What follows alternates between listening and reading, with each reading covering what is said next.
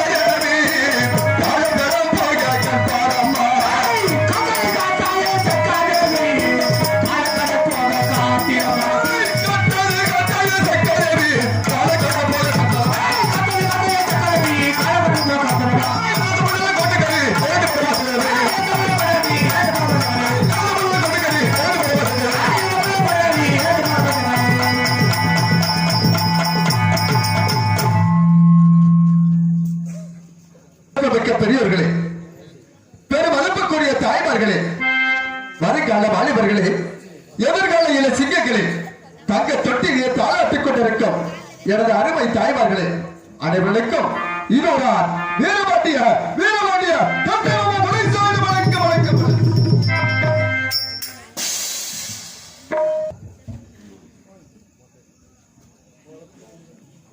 அருமை மாமா முன்னாள் பிரசிடண்ட் ஐயா அவர்கள் எனக்காக 100 செல்வத்தை வாரி வழங்கியிருக்கின்றார். ஆண்டவருடைய குடும்பம் தேவி சக்காதேவி அருள் பற்றி, இந்த மந்தையில் இருக்கக்கூடிய காளி மாரியனுடைய அருள் பற்றி நீடோடி காலமாக நோய் இல்லாமல் 100 ஆண்டு காலமாக வாழ வேண்டும் வளர வேண்டும் என்று வாழ்த்து விடுவர்களே. நன்றி நன்றி.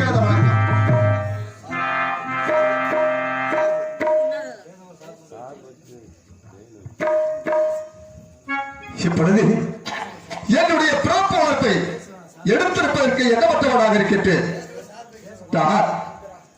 என்னுடைய தந்தையார்களும் வடக்கு கொத்தப்பல்லாரி தேசத்தில் வாழ்ந்து வந்தார்களா? வடக்கே கொத்தப்பல்லாரி தேசத்தில் வாழ்ந்து வரும் சமயத்திலே அங்கே என்னுடைய தந்தையார்கள் கொண்டு பொம்பு, கால பொம்பு, சென்ற பொம்பு என்ற 3 பேர்களும் அந்த கொத்தப்பல்லாரி தேசத்தில் வாழ்ந்து வரும் சமயத்தில் அங்கே மழை மாறி இல்லாத காரணத்தால் பஞ்சகாலம் ஏற்பட்டு விட்டதாம். ஆகையால் தென் திசையை நோக்கி புறப்பட வேண்டும் என்று புறப்பட்டார்கள் அவருடைய தாய் தந்தையும்.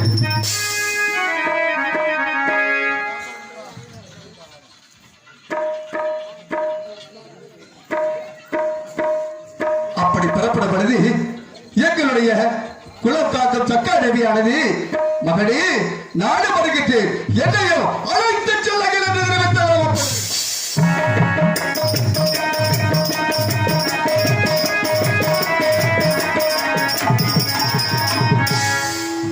அப்படி தெரிவிக்கும் பொழுது என்னுடைய தந்தையார்கள் மூவருமே ஒரு பச்சை மோங்கில் ஒன்று வெற்றி அதை மோங்கையாக அந்த கூடையாக அமரச் செய்து அந்த கூடையிலேயே எங்களுடைய குலங்காக்கும் சக்காதேவியானதை தூக்கி வைத்துக் கொண்டு புறப்பட்டார்களா? தென்திசையை நோக்கி புறப்பட்டார்களா? என்னுடைய தந்தையார்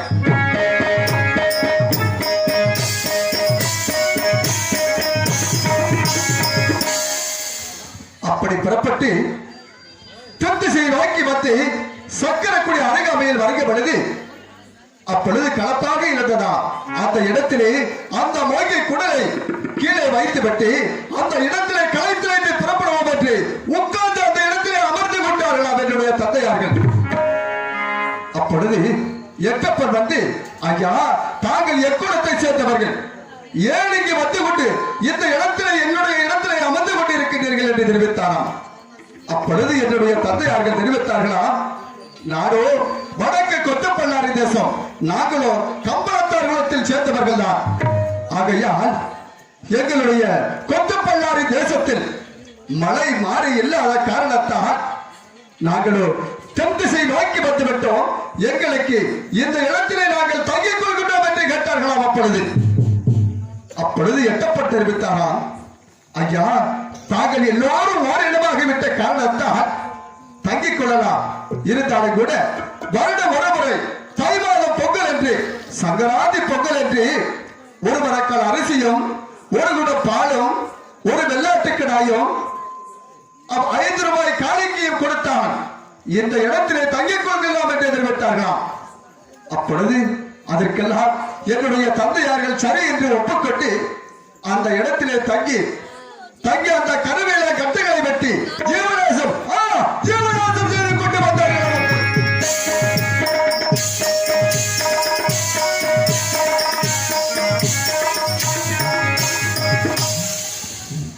அப்படி ஜீவனாசம் செய்து கொண்டு வரும் சமீபத்தில் என்னுடைய தாய் காணம்மா நிறமாக எப்படியாக இருந்ததா? அப்பொழுது அந்த கட்டைகளை வெட்டி சிவந்து கொண்டு வருகிற பொழுது அந்த கட்டுவிட்ட பள்ளத்திலே பிறந்து விட்டார். அப்பொழுதுதான் கட்டை விட்டு பள்ளத்தில் பிறந்த காரணத்தால் வீரபாண்டியா வீரபாண்டியா வீரபாண்டியா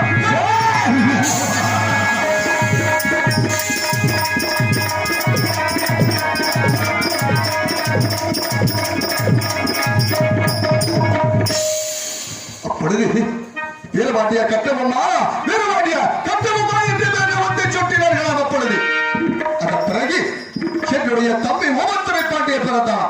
எப்படி பிறந்தார்? பூமியை பார்த்த வண்ணமாக பிறந்தார் என்னுடைய தம்பி. பூமியை பார்த்த வண்ண பிறந்த காரணத்தால் தெற்கு மதுரையில் ஓமத்துறை என்று பெயர்கள் வைத்தார்கள்.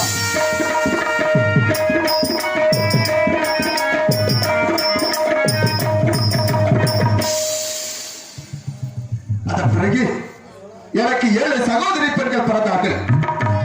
பொம்மையம்மாள், காடம்மாள், வீரம்மாள், வீரவல்லி, தக்கம்மாள், முத்தம்மாள் என்று 7 சகோதரி பெண்கள் பிறந்தார்கள்.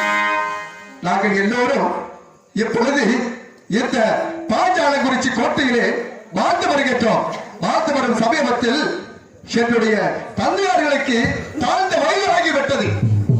அப்பொழுது என்னுடைய தந்தையார்கள் தெரிவித்தார்கள், மகனே கட்டபொம்மா, அந்த எட்டப்பனுக்கு சேர வேண்டிய வரிப்பணத்தை கொடுத்து விடுங்கள் என்று தெரிவித்தார். அப்பொழுது நான் தெரிவித்தேன், தந்தையே, என்ற எட்டப்பனுக்கு சேர வேண்டிய வரிப்பணத்தை கொடுக்க வேண்டுமா?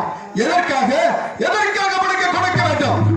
தந்தையே, மானம் பொழிகிறது, பாதை விளைகிறது, அவனுக்கு ஏன் ஒரு மட்டு கைத்து கொடுப்பாய் என்று வந்து பேசிவிட்டேன்.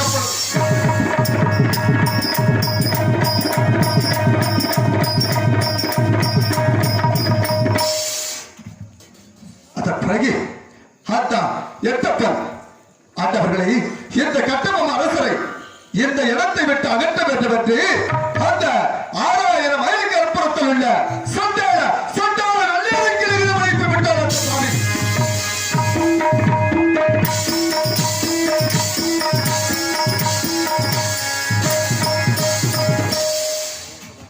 விகிதத்தை அனுப்பிவிட்டு அந்த 6000 மைலுக்கு அப்புறத்தில் உள்ள சண்டாள வெள்ளையர்கள் பல ஊர்களில் வேட்டைக்கு என்று அழைத்தார்கள். அங்கெல்லாம் செல்லவில்லை. கடைசியாக ராமநாதபுரம் வேட்டைக்கு என்று அழைத்தார்கள். அங்கே மட்டும் இறுதியாக நாடும் என்னுடைய தம்பி ஓமத்துறை பாண்டியனும் கம்பளத்தார்களும் எனது மதிப்புக்குரிய மந்திரியும் அனைவரும் சென்று படுகிறார்கள்.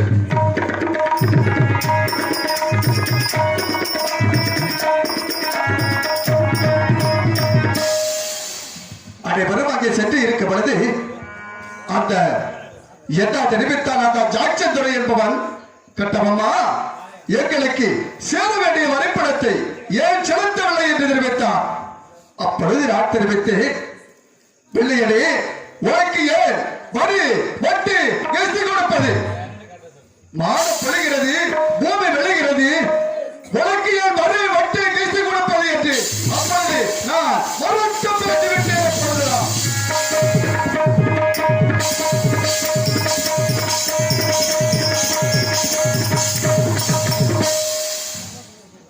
பாடப்படுகிறது, பூமி விளைகிறது. அந்த பூமியிலே எங்களுடைய கலையரக்கும் பெண்களுக்கு களை நட்டாயா? கட்சி கலையம் சுமந்தாயா? இல்லை, எங்களுடைய பெண்களுக்கு பணிபுரிந்தாயா? எவர் செஞ்சாய்? மாடு கிட்டவனே, நீ மாமனா மச்சானா? எதற்கு உனக்கு வரி வட்டி எழுத்து கொடுப்பது என்று நான் மறுத்து பேசிவிட்டேன்.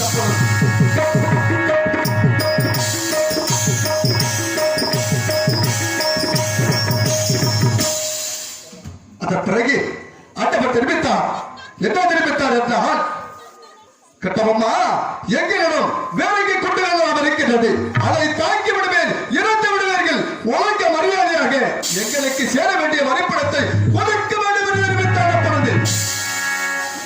அப்பொழுது நான் தெரிவித்து, வெள்ளையடி, உன்னுடைய உயிர் மேல் ஆசை இருந்தால் ஓடிவிடு, இல்லை என்றால் வாய் பேசும் வார்த்தை தவறிவிட்டது, என்னுடைய வார்த்தை பேசும் என்று தெரிவித்தேன். ஆண்டவர்கள் அந்த தொந்தர சூழ்ச்சியமாக அந்த எலியோட ஜபத்தி கட்டிடத்தை தாழ் போட்டி விட்டு ஆண்டவர்கள் எல்லாம் ஓடிவிட்டார்கள். அப்பொழுது அதன் பிறகு எங்களுடைய குலங்காக்கும் ஜக்காதேவியானது சென்று வந்து பார்க்க பொழுது அந்த ஜக்காதேவியானது உள்ளுக்கு வர மார்க்கம் இல்லாமல் போய்விட்டது. எப்பொழுது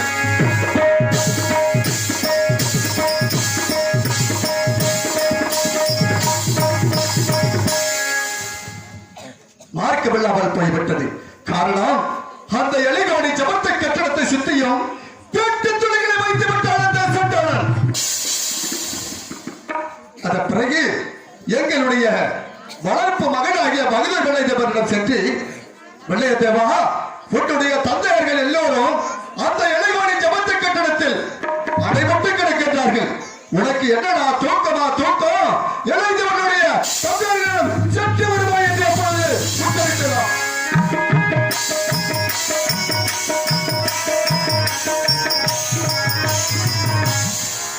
அப்பொழுது எங்களுடைய வளர்ப்பு மகனாகிய பகதூர் வெள்ளையதேவர் வந்து அந்த இளைஞனை ஜபத்து கட்டடத்தை இடைத்து வந்தாக்கிவிட்டு எங்களை எல்லாம் சிறை வைத்து வந்து விட்டார். அப்பொழுது அதன் பிறகு பகுதி வழியிலேயே வருக பழகுது பார்க்கப்படுது, ஆட்களை சரிபார்க்கப்படுது. மதிப்புக்குரிய மந்திரி துவார் தானாதவில்லை, மட்டும் காணவில்லை.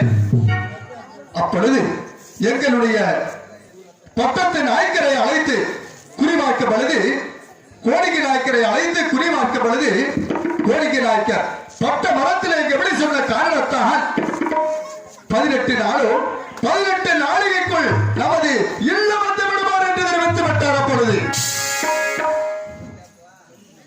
அவருடைய கோடிக்கை நாயக்கருடைய வார்த்தையை கேட்டு நாங்கள் எல்லோரும் வந்து விட்டோம் அரவணை. அதன் பிறகு 18 தினங்கள் முடிந்தவுடனே மதிப்புக்குரிய மந்திரி வந்தார். வந்தவரும் வராதவருமாக, அரசே, என்னுடைய மகன் சிவசுப்பிரமணியனுக்கு காதுகுத்து கல்யாணம் வைக்க வேண்டும், அதற்காக சில பொண்ணும் பொருட்கள் வேண்டும் என்று கேட்டான். அப்பொழுது நான் தெரிவித்து, மந்திரியே, உனக்கு தெரியாதது ஒன்றுமே இல்லை. இப்பொழுதுதான் நமது அரவணையிலே வெள்ளையம்மாளுக்கும் வெள்ளையதேவனுக்கும் திருமணம் முடிந்த காரணத்தால் இருந்த பொருட்கள் எல்லாம் செலவாகிவிட்டது. இப்பொழுது நான் என்ன செய்ய போகின்றேன் என்று தெரிவித்தேன். அப்பொழுது மந்திரி, நமது உன்னுடைய மகன் 5 வயது பாலகன் தானே, அடுத்த வருடம் உன்னுடைய மகன் சிவசுப்பிரமணியனுக்கு காதுகுத்து கல்யாணத்தை முடித்து விடுவோம் என்று தெரிவித்தேன். அப்பொழுது மந்திரி தெரிவித்தார், அரசே, எனக்கு தாழ்ந்த வயது ஆகிவிட்டது. என்னுடைய கண்ணுள்ள பிரகாரமே அண்ணவனுக்கு காதுகுத்து கல்யாணத்தை முடித்து விட்டால் பரவாயில்லை. ஆகையால் நான் உடனே என்னுடைய மகனுக்கு காதுகுத்து கல்யாணத்தை முடிக்க வேண்டும் என்று தெரிவித்தார். அப்பொழுது நான் தெரிவித்தேன், அப்படி என்றால் மந்திரி, நான் என்ன செய்வேன்? நமது அரவணையில் இல்லையே, நான் என்ன செய்வேன் என்று தெரிவிக்கப்பொழுது ஆண்டவர் தெரிவித்தார், ஐயா, அரசு, தாங்களுடைய பட்டாவளை மட்டும் அடையாளமாக தாருங்கள். அந்த பாளையங்கோட்டை சென்று 16 பக்தர் இல்லையும் கடனாக வாங்கி வருகின்றேன் என்று சென்ற மந்திரி இன்னும் வரவில்லை. யாரு காரணமே தெரியவில்லை. அதற்கு முன்பதாக என்னுடைய கோட்டை காவலனை அழைத்து என்னுடைய தம்பி ஓமத்தனை பாண்டியனை வரவழைக்க வேண்டும். இப்பொழுது நான் கோட்டை காவலனை வரவழைக்கின்றேன். யாருக்கு அது சீக்கிரம் வர வேண்டும்.